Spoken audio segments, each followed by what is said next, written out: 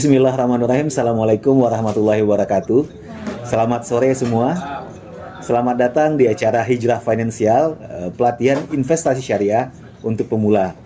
Nah, dalam kesempatan kali ini kita akan belajar tentang apa itu investasi syariah dan mengapa ada investasi syariah, berserta apa saja sih instrumen-instrumen dari investasi syariah. Kemudian kita juga akan ada sedikit latihan nanti untuk mengakses sebenarnya buat teman-teman sekalian ini tipe investasi mana sih yang paling tepat dan paling cocok, seperti itu. Mungkin next slide-nya. Nah, sebagai ice breaking, saya ingin teman-teman semua membuat satu list, mau panjang pendek silahkan. Jika teman-teman punya 10 miliar rupiah saat ini, nah itu uang mau diapain aja? Coba ditulis deh, 1 untuk apa, 2 untuk apa, 3 untuk apa, dan seterusnya. Tapi nanti di total, ya. Kira-kira di total 100%, nah masing-masing pilihan tadi itu uangnya apa? Untuk misalkan mau beli rumah sekian persen, investasi di beli emas misalkan, kan harga emas lagi naik sekarang, itu sekian persen, ya. Lalu kalau untuk beli mobil atau buat senang-senang berapa persen? Nah, saya kasih waktu 2 menit, bisa?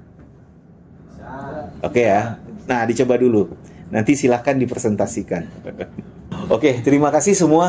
Hasil analisisnya lumayan menarik. Jadi beda orang sebenarnya bisa memang beda selera portfolio investasi.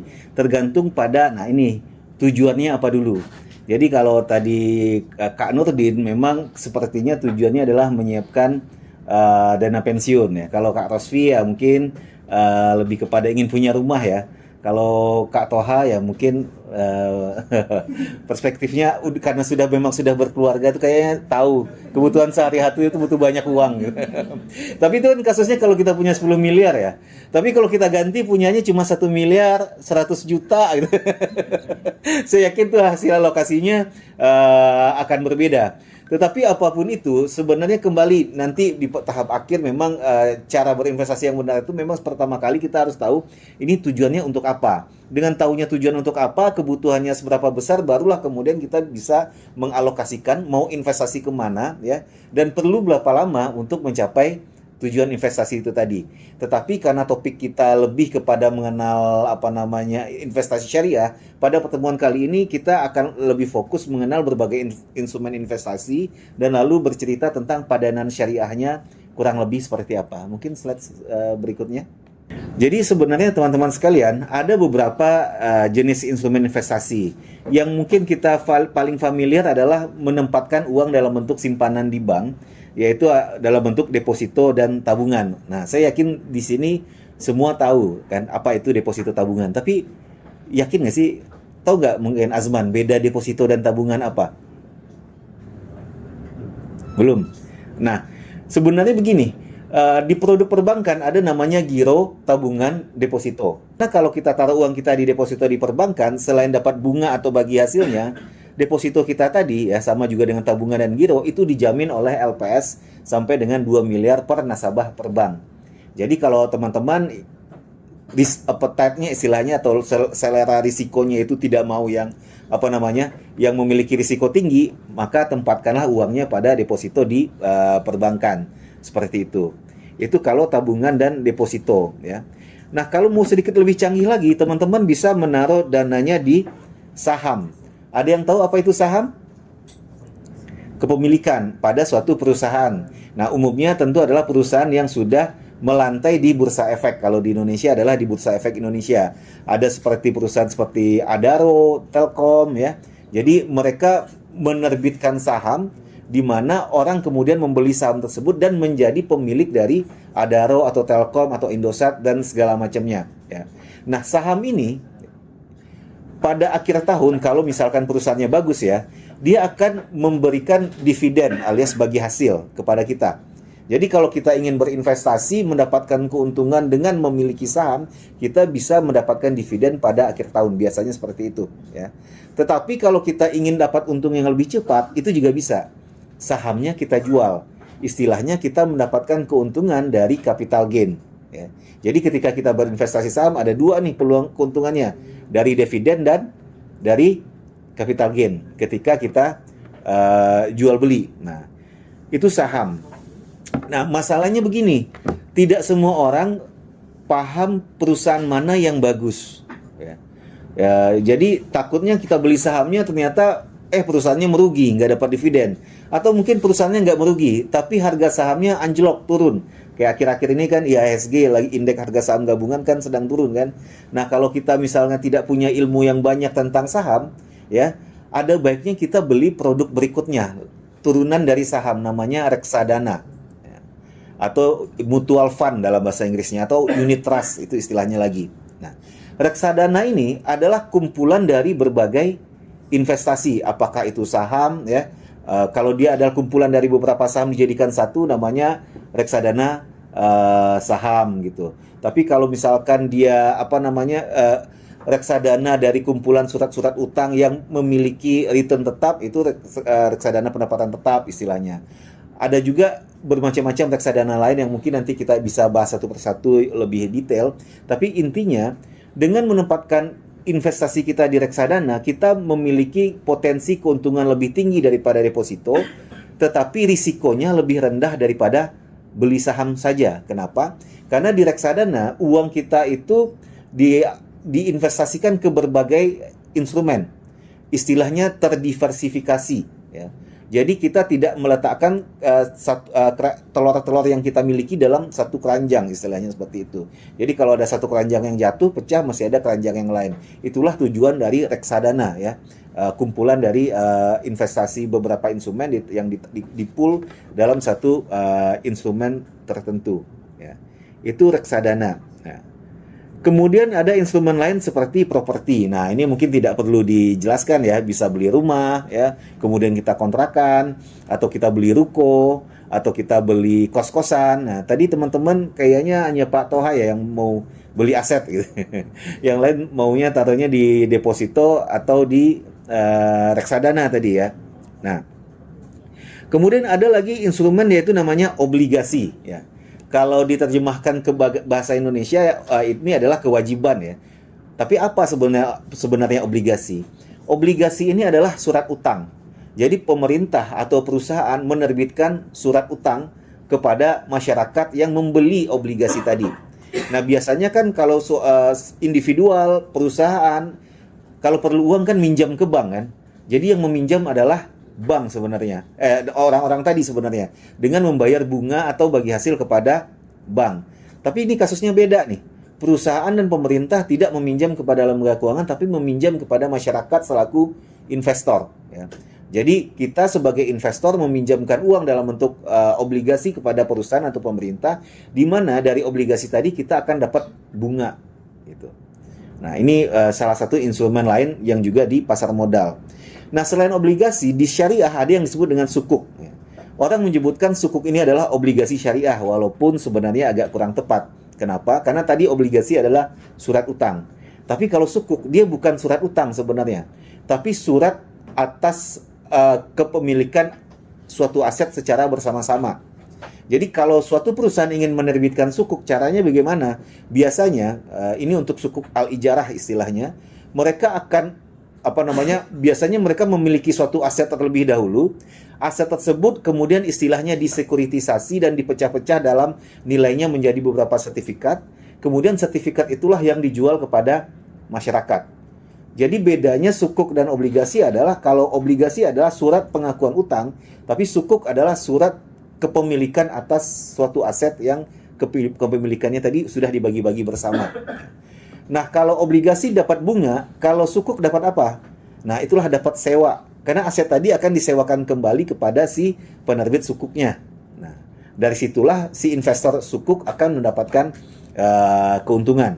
Jadi kalau deposito dan tabungan tadi dapat bunga, saham tadi dapat dividen dan capital gain, obligasi dapat bunga juga, sukuk itu dapat sewa biasanya. Kalau properti dapat apa? Ya juga dapat sewa juga, seperti itu. Nah, kemudian ada berbagai instrumen bisnis, investasi lain. Yang lain adalah bisnis dan usaha. Ini jelas ya teman-teman, bikin startup, bangun bisnis, kemudian untung, ya dapat keuntungan ya seperti itu. Mirip-mirip saham juga ya. Cuman bedanya kalau ini memang kita yang melakukan A to Z gitu kan. Nah, lalu bisa jadi juga investasi di emas dan logam mulia. Nah, ini mungkin juga tidak perlu dijelaskan karena memang sudah dilakukan turun-menurun. Kita bisa beli emas atau beli logam mulia lain dan segala macamnya. Atau kalau yang mau lebih canggih lagi, ada aset digital seperti cryptocurrency ya. Mau beli Bitcoin kayak Ethereum kayak atau apa. Nah, ini adalah inovasi yang baru di mana suatu instrumen yang kemudian dianggap memiliki nilai secara bersama-sama, instrumen digital ya, untuk mendapatkannya harus melalui mekanisme teknologi tertentu yang kemudian diakui secara value oleh suatu komunitas ya, yang mana mereka ketika sebenarnya suatu aset itu berharga ketika ada orang yang mengakui dia bernilai. Ini sebenarnya isunya agak panjang nih, tapi mungkin kita sekilas dulu saja tentang cryptocurrency ini. Tetapi karena ada kumpulan orang yang mengakui nilainya ya, si cryptocurrency ini tadi, nah nilainya bisa juga naik tinggi dan ini bisa dianggap sebagai suatu instrumen investasi juga ya, walaupun sifatnya lebih spekulatif.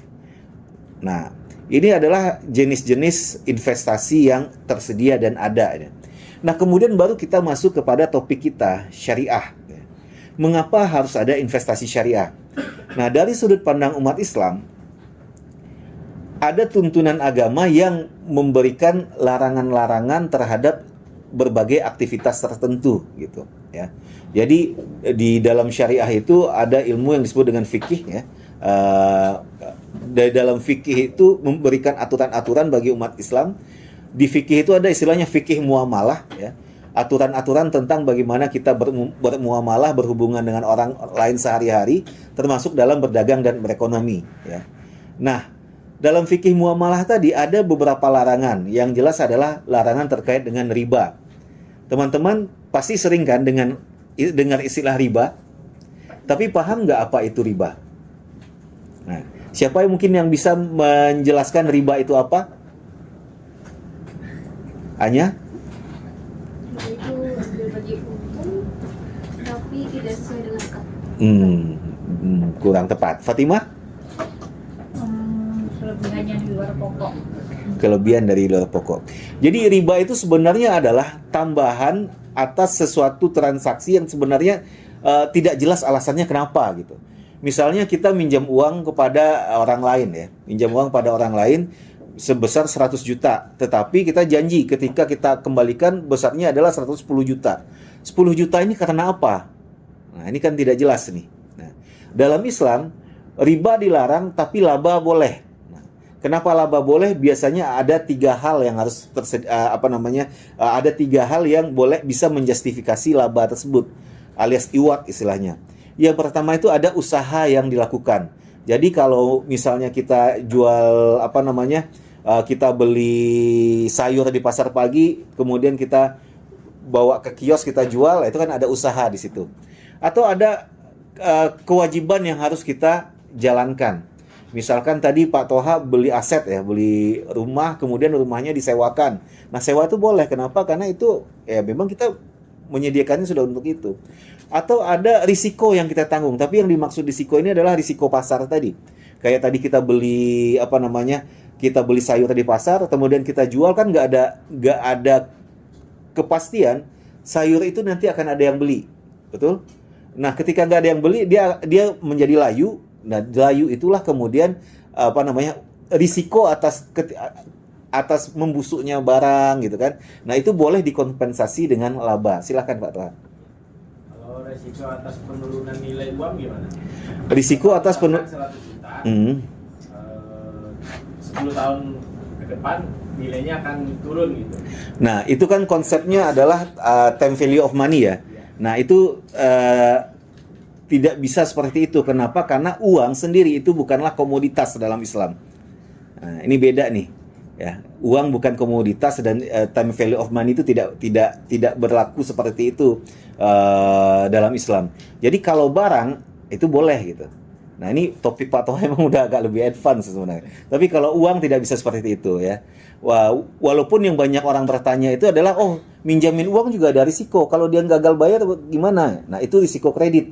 Tapi risiko kredit ini bukan sebagai risiko yang tadi masuk dalam kategori iwat itu tadi. Seperti itu. Nah, itu tadi tentang riba ya. Nah, mungkin teman-teman sudah begitu familiar terkait riba ini ya. Nah, ada larangan berikutnya yaitu gharar. Gharar ini adalah jual beli burung yang sedang terbang. Itu gimana caranya gitu. Atau jual beli anak unta yang hilang. Kalau ada yang nemu ya buat lu deh, tapi lu bayar dulu ke gue gitu. Nah, itu kan zaman jahiliyah ya. Atau jual beli ini anak unta yang masih di dalam kandungan. Dia kalau lahir, kalau enggak gitu. Nah, masalahnya kita mungkin menertawakan itu adalah masalah transaksi pada zaman jahiliyah, tapi zaman sekarang itu juga ada gitu. Misalkan kalau di daerah-daerah ya, waktu di daerah saya juga pernah tuh, ada pohon rambutan yang baru berputik, kemudian ada orang yang mau beli gitu. Ya. Itu gharar juga sebenarnya. Karena tidak bisa dipastikan seberapa besar hasil dari pohon rambutan itu tadi. Ya. Nah, alasan pelarangan riba tadi dan juga gharar ini dan juga yang ketiga nanti ini maisir alias judi sebenarnya adalah untuk melindungi orang-orang yang bertransaksi. Sehingga transaksi keuangan itu sifatnya fair gitu. Tadi kita bicara tentang riba itu tambahan yang tidak jelas. Kenapa? Karena nanti bisa jadi ada orang yang bisa merasa dirugikan di situ. Sama juga gharar, terdapat ketidakjelasan. Ya apes orang yang kemudian membeli karena ada hal yang tidak jelas tadi. Maisir lebih parah lagi, itu adalah judi ya. Di mana dalam maisir ini istilahnya itu adalah zero sum game. Satu pihak untung, satu pihak rugi. Jadi dalam Islam, hal-hal yang seperti ini dilarang agar semua transaksi itu sifatnya lebih fair dan transparan seperti itu. Silahkan Kalisa. Kalau misalkan gue kan tadi ketidakpastian ya Pak, jadi barang yang diperjualbelikan itu belum jelas nih gitu ya, seperti apa statusnya. Kalau kita beli blind box atau mystery box itu gimana Pak? Kan kita nggak tahu tuh isinya apa dan segala macam, tapi kita tahu kita beli gitu. Iya, itu salah satu termasuk contoh gharar. Gharar akibat underlying barangnya itu tidak jelas gitu. Tetapi sebenarnya gharar itu ada banyak contohnya lagi. Misalkan gharar karena waktu penghantarannya itu tidak jelas, bisa iya bisa tidak misalkan. Sehingga transaksinya mungkin bisa jadi batal. Misalkan kalau di pasar modal ada produk yang namanya option, pilihan. Kita boleh beli tapi nggak harus beli, cuman bayar dulu gitu. Nah, itu juga ada yang seperti itu ya. Bisa juga transaksinya terlalu kompleks. Dibikin kamu boleh beli ini tetapi kalau ada ini ya gitu. Nah, itu juga termasuk dalam kategori gharar. Tapi intinya dari semua larangan ini adalah untuk melindungi semua orang yang bertransaksi ya. Kemudian ada larangan berikutnya tentu adalah melakukan hal-hal yang dilarang seperti minum-minuman keras, berjudi dan segala macamnya. Berinvestasi pada aktivitas seperti itu juga dilarang dalam Islam. Nah, kemudian larangan-larangan inilah ya kemudian oleh para ulama dan para pemikir ekonomi pada beberapa puluh tahun yang lalu kemudian dibundling dan dianalisis ya untuk kemudian menghasilkan produk-produk investasi syariah. Next slide. Ya. Di mana produk-produk investasi syariah sudah harus ya terbebas dari riba tadi, terhindar dari gharar, tidak mengandung unsur maisir seperti spekulasi ya dan juga judi. Nah, kemudian harus pada sektor-sektor yang halal dan ada satu tambahan lagi nih untuk mengamankannya sehingga tidak terlibat dalam gharar dan maisir. Utamanya harus berdasarkan pada aset real, ya. Real aset ya. Makanya kalau teman-teman mau meminjam uang ke bank, misal buat beli rumah, banknya harus beli rumahnya dulu, baru dijual kepada teman-teman. Atau kalau mau beli mobil, nah banknya beli mobil dulu, kemudian disewakan ke teman-teman. Ada underlying asetnya. Atau kalau buat usahanya harus jelas dulu yang mana. Jadi tidak diberikan uang, tetapi diberikan barang atau ada usaha yang kemudian ditanggung bersama. Nah, sampai sini mungkin ada pertanyaan terlebih dahulu sebelum kita masuk kepada instrumen investasi syariah. Silahkan Nurdin, yang dari dulu Kak ya. Tadi kan gharar itu bisa dibilang transaksinya nggak jelas ya Pak. Kalau kayak tadi kan Mbak Kalisa itu nanya blind box ya. Kalau misalnya nanya ini Pak, kalau pembelian kayak sekarang kan banyak nih yang all you can eat nih, makanan all you can eat yang bayar misalnya 100.000, 150, nah itu termasuk gharar atau Tidak, kenapa? Karena kan dia udah jelas bayarnya berapa dan barangnya jelas juga udah ada di sana gitu. Tapi itu kan makannya nggak tahu seberapa banyak dan seberapa dikit. Gitu. Nah, kalau itu kan sudah disepakati, memang fasilitasnya seperti itu gitu. Tadi itu nggak masuk ya, Pak? Enggak, kan udah bisa dipastikan makannya yang mana aja, kecuali ada yang lain yang kita makan. Atau kemudian sepanjang dia, jadi gini, ada satu transaksi dalam syariah yang sebenarnya nggak boleh, tapi kemudian dibolehkan. Nggak boleh itu karena ada gharar tadi, yaitulah nama akadnya itu salam dan istisna. Nah, bahasanya kita itu apa ya? Menjual sesuatu yang belum di syariah dalam Islam itu kan nggak boleh menjual sesuatu yang tidak kita punya atau belum ada gitu. Nah, hanya saja karena ada kebutuhan, ketuntutan zaman dan kebutuhan yang seperti ini boleh, tetapi gharar dan maisirnya dieliminir terlebih dahulu.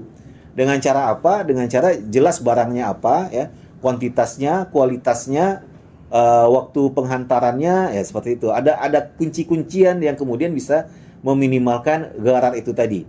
Dan memang dalam dalam diskusi dengan para ulama, ya, gharar itu ada pada poin-poin tertentu itu memang tidak bisa dieliminir gitu. Jadi yang gharar minor ya sebagian yang mungkin masih bisa ditolerir, tapi kalau ghararnya sudah ketidakjelasnya tingkatnya sudah tinggi, itu jatuhnya udah menjadi maisir dan itulah yang kemudian yang dilarang gitu. Masih, Pak. Ada lagi Pak tadi? Ini balik lagi ke masalah riba ya Pak ya. Ya silakan. Kalau sekarang misalnya pinjam uang ke bank konvensional ya, kadang-kadang ada bunganya nih, sekitar 11% atau 12%. Nah, sedangkan bank itu kan juga harus mengeluarkan uang untuk operasional, gaji pegawai dan lain-lain. Apakah itu juga termasuk dihitung riba juga? Karena mereka kan harus mengeluarkan kos juga kan. Nah, terus juga mereka harus punya laba juga gitu. Nah, duitnya itu kan oleh perbankan kan diputar lagi untuk memberikan pinjaman investasi kepada pengusaha atau yang lainnya. Nah, apakah ini termasuk juga dalam hal riba? Ya, terima kasih Pak. Jadi begini, kita akan membahas sedikit tentang bank dulu ya.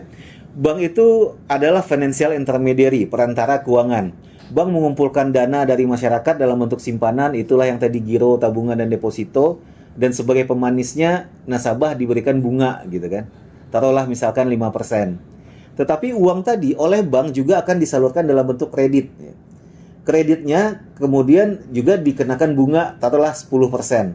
Jadi ada spread di situ 5% yang kemudian akan menjadi pendapatan bank untuk membayar gaji, sewa gedung, depresiasi dan segala macamnya, dan juga ujung-ujungnya adalah untuk membayar dividen. Itu adalah model bisnis dari bank konvensional, dan dalam syariah Islam ya model seperti itu dilarang. Kenapa? Karena akadnya itu adalah pinjaman dengan tambahan alias bunga. Nah, itu riba tuh, baik dari sudut pandang simpanannya ataupun dari sudut pandang kreditnya. Nah, pertanyaannya kalau itu riba, bagaimana bank bisa beroperasi? Kan kita dalam hidup saat ini ya, di dunia kontemporer seperti ini, kita butuh lembaga keuangan seperti bank. Nah, kemudian ulama datang dengan solusi berupa bank syariah, ya, di mana bank syariah juga mengumpulkan giro tabungan deposito, tetapi akadnya bukan pinjaman, gitu. Akadnya bisa jadi titipan, Mbak. Jadi nasabah nitip uang di kita. Nah, kalau nitip ya kita nggak harus bayar bunga ke nasabah ini sebenarnya. Atau nasabah berpartnership, bekerja sama dengan kita untuk berinvestasi. Itu nama akadnya mudharabah. Jadi ada tabungan dan deposito mudharabah di situ. Ya, jadi nasabah nanti instead of interest atau selain bunga, dia akan dapat bagi hasil dari keuntungan bank. Nah, keuntungan bank dapat dari mana? Nah, di sini sisi pembiayaannya bank itu akan melakukan berbagai transaksi bisnis yang real. Ya, bukan meminjamkan dengan bunga. Tapi misalkan ada orang mau beli rumah, bank beli dulu rumahnya, kemudian jual kepada nasabah tadi dengan harga cost plus margin keuntungan. Jadi bank itu jadi pedagang, Pak, di sini. Beli rumah dijual dengan ambil keuntungan, beli mobil dijual dengan margin keuntungan. Atau juga bank melakukan aktivitas sesuatu, misalkan membangun sesuatu dulu kayak akad istisna tersebut ya. Misalkan bank dapat orang mesen rumah ke bank gitu kan. Bank kemudian bangun rumahnya, tapi tentu bukan bank yang mengerjakan. Kerjasama dengan kontraktor atau developer. Nah, dari mengerjakan itu bank dapat upah. Nah, upah itulah yang menjadi pendapatan bank. Atau mungkin bank bekerja sama bisnis dengan akad mudarabah dan musyarakah istilahnya dengan nasabahnya, di situ dapat bagi hasil. Nah, pendapatan ini semua akan dikumpulkan. Nah, itulah yang kemudian nanti dibagi hasilkan kepada nasabah tabungan dan deposito mudarabah tadi, Pak, ya. Mungkin misalkan 70-30 nisbahnya misalnya, 70 buat nasabah, 30 buat bank. Nah, 30 buat bank inilah yang kemudian akan digunakan untuk membayar gaji pegawai bank, bayar apalagi ya, aset ke gedung kantor dan segala macamnya. Begitu Pak mekanismenya. Seperti itu. Ada lagi yang bertanya? Oke, kalau tidak mungkin kita lanjut. Nah, dengan berbagai tadi saya sudah menyebutkan berbagai akad dalam syariah ya. Jadi ini mungkin agak kelewat nih di slide-nya, saya lupa mencantumkan. Mohon maaf ya.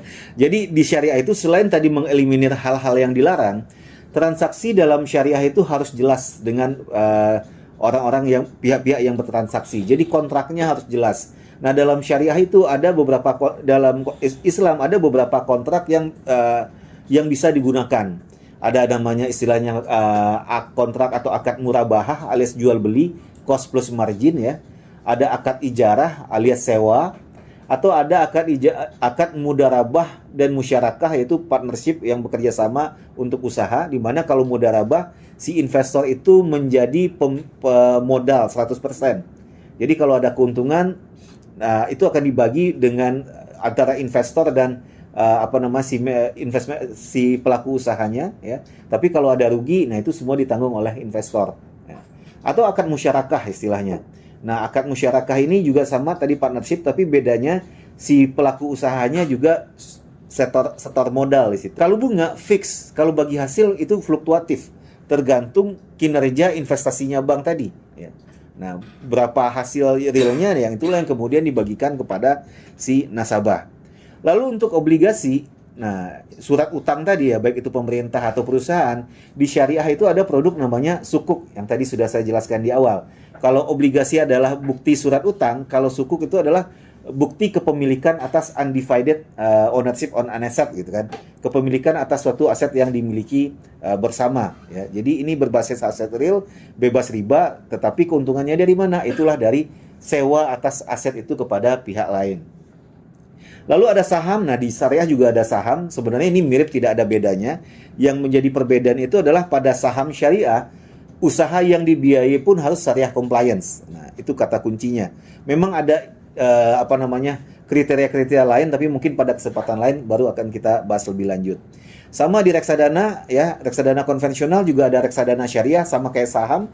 Reksadana syariah ini yang penting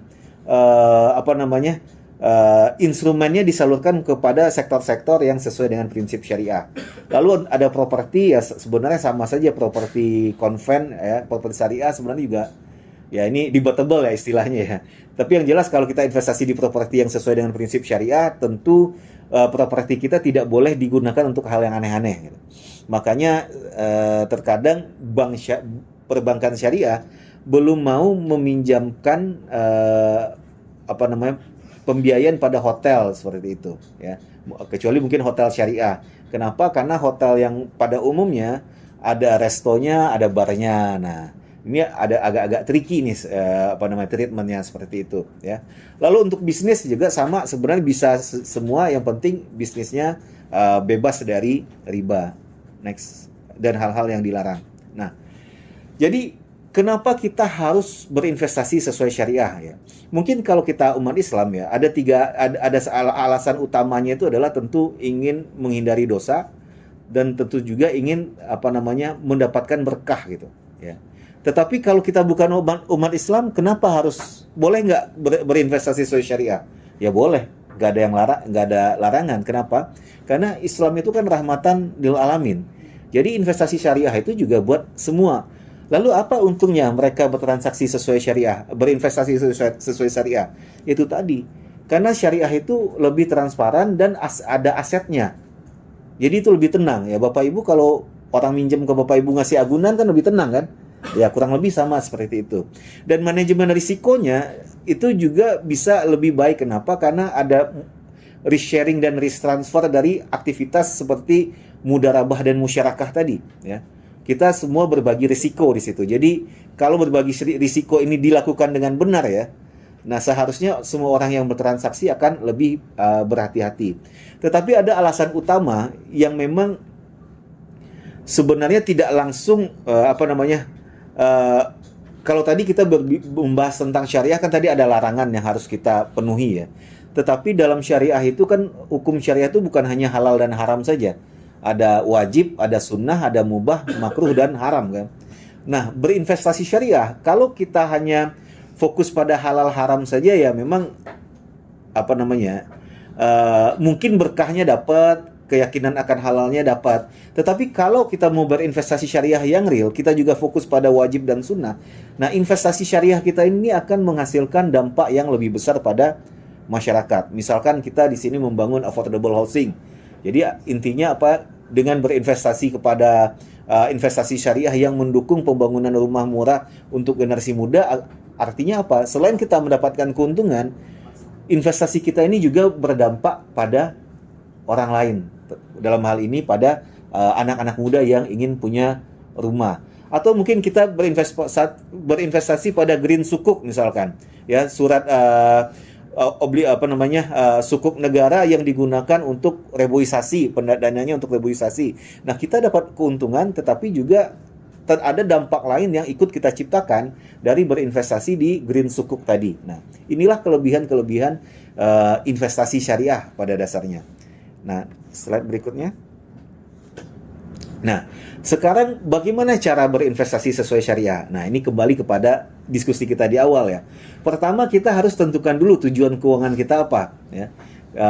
Apakah kita ingin punya dana darurat, tabungan haji, ya, atau dana pendidikan buat diri sendiri atau buat anak nantinya, atau mungkin yang seperti Nurdin bilang yang sudah futuristis tadi itu, mau pensiun gitu kan, di usia muda dia udah mikirin pensiun kan, Masya Allah, itu luar biasa, ya.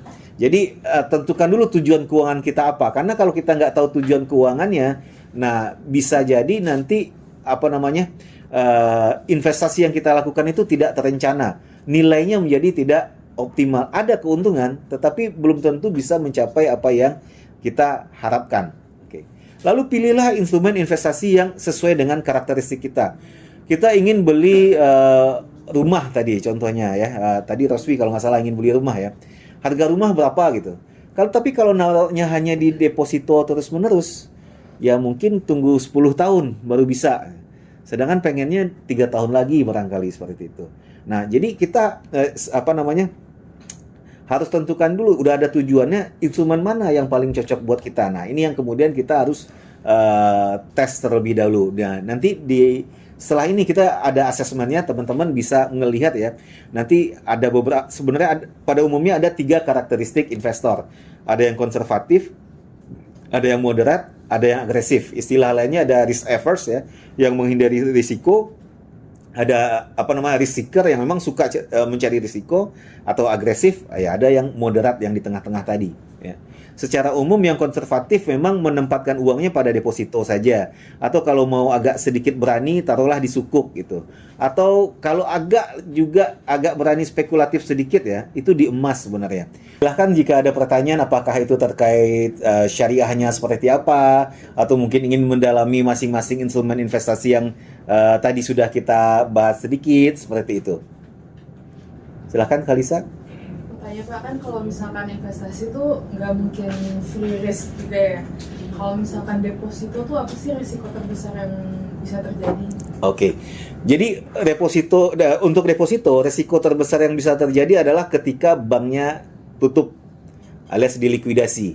Nah, tapi jangan khawatir, ada lembaga penjamin simpanan atau LPS yang akan menjamin simpanan kita, ya, baik itu giro tabungan deposito sampai dengan 2 miliar rupiah per nasabah per bank. Jadi kalau duit kita masih di bawah 2 miliar di bank itu insya Allah aman gitu. Paling hanya nunggu berapa hari aja, kalau nggak salah saya maksimum 90 hari itu udah harus dibayar oleh LPS seperti itu.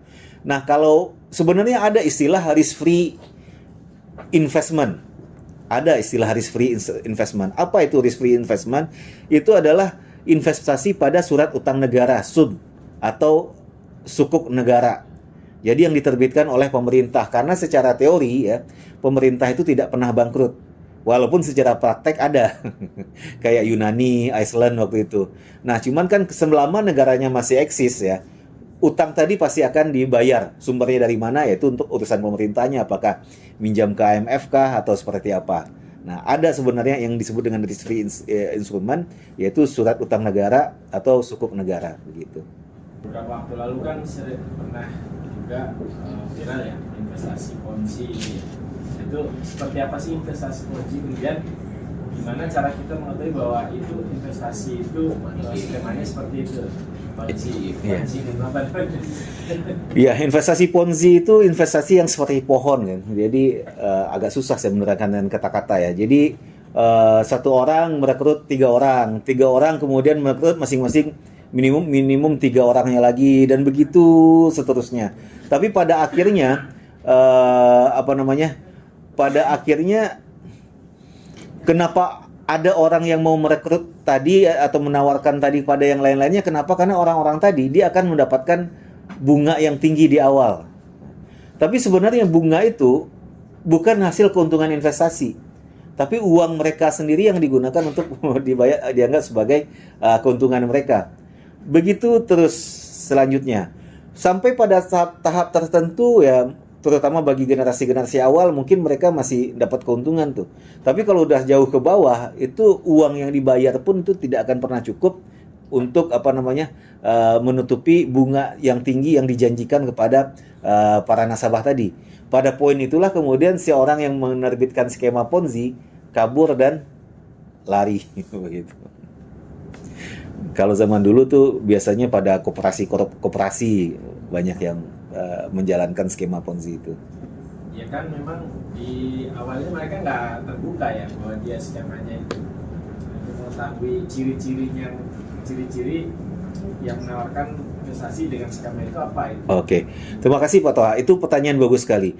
Untuk mengetahui suatu investasi itu Ponzi atau tidak, bahkan mungkin bukan hanya Ponzi atau tidak sih, aman atau tidak, lihat bagi hasil atau keuntungan yang dijanjikan. Kalau terlalu tinggi, istilahnya itu adalah too good to be true. Ya, too good to be true. Kalau pada posisinya kayak gitu, oh ini kayaknya ketinggian deh atau nggak mungkin gitu kan. Karena kita harus bisa ngelihat juga berapa sih sebenarnya uang ini bisa dilempar untuk mendapatkan keuntungan. Kan keuntungannya juga akan dibagi-bagi lagi nih. Ya. Kalau di sini aja saya nggak mungkin setinggi itu, ya sudah pasti dia kalau nggak Ponzi ya dia scam, penipuan, begitu. Jadi kita harus hati-hati dengan berbagai instrumen investasi yang ditawarkan ke kita. Jangan terlalu tinggi dan jangan terlalu cepat. Gitu. Kadang-kadang kan banyak kita kan tertipu oleh janji-janji manis ya, janji-janji manis. Ayo ini ya tunggu aja, nggak akan lama biasanya dia akan tutup sendiri atau bangkrut sendiri, dan puluhan tahun dan ratusan tahun yang seperti ini itu sudah sering terjadi, hanya bentuk-bentuknya yang berbeda gitu kan. Walaupun yang jadi banyak jadi korban itu anak-anak muda gitu, yang mana ketika dikasih tahu nggak percaya gitu kan. Kalian sih kolonial gitu, Gen X sih atau baby boomer sih gitu kan.